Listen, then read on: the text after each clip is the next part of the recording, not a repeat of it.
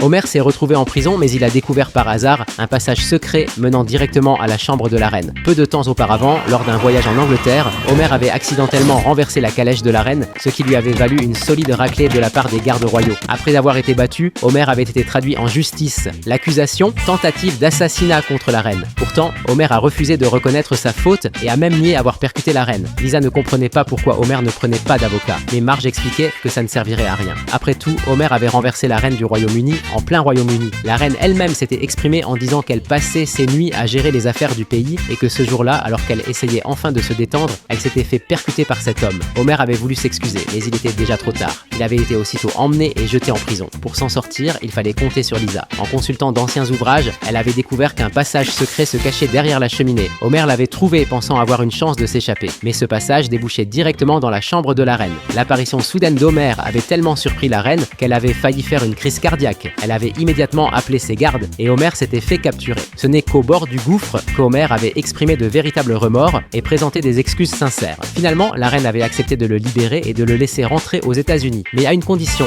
qu'il ramène Madonna avec lui en Amérique. Oh mais je vous l'assure, je suis anglais!